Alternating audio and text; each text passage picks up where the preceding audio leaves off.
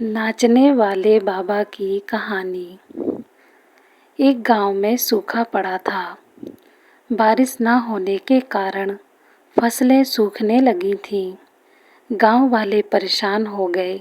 उन्हें लगने लगा कि इस साल पूरी फसल बर्बाद हो जाएगी। एक दिन गांव में एक साधु आया और मस्त होकर नाचने लगा। गांव में जो भी उसे देखता पागल समझता।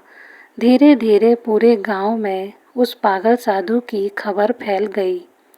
लोग उसके आसपास इकट्ठा हो गए और उसका मजाक भी उड़ाने लगे।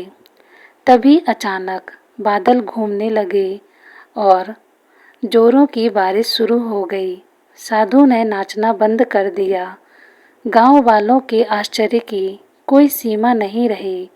वे हाथ जोड़कर साधु से क्षमा मांगने लगे।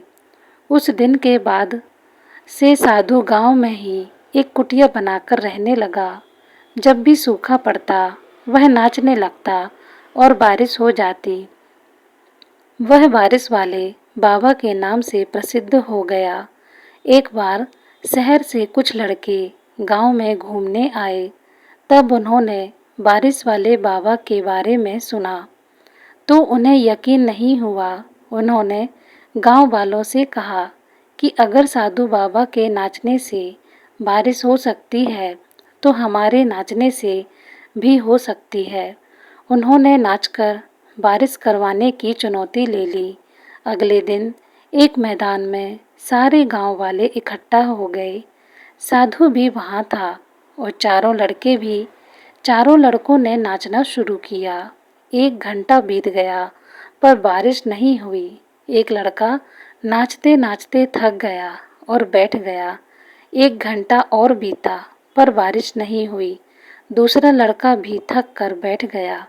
2 लड़के नाचते रहे लेकिन बारिश न होते देख वे भी कुछ देर बाद थक कर बैठ गए।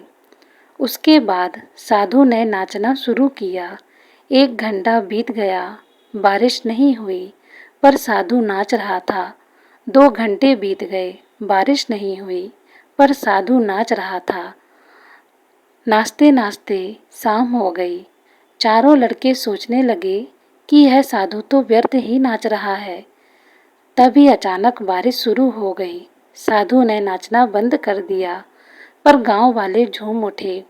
चारों लड़के साधु के चरणों में गिर पड़े और पूछने लगे, बाबा आपने यह चमत्कार कैसे किया? साधु ने कहा, मैं इस विश्वास के साथ नाचना शुरू करता हूँ कि बारिश जरूर होगी और तब तक नाचता रहता हूँ जब तक कि बारिश नहीं होती। इसलिए मैं जब भी नाचता हूँ बारिश जरूर होती है।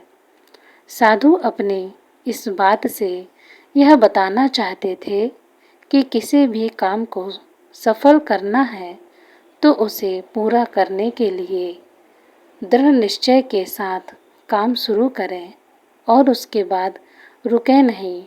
उतार चढ़ाव आएंगे लेकिन अपने निश्चय से डगमगाएं नहीं और अपना काम करते रहें। काम में इससे सफलता जरूर मिलेगी। दोस्तों, यह कहानी आपको कैसी लगी कमेंट कर ज़रूर बताएं और चैनल को सब्सक्राइब करना ना भूलें। धन्यवाद।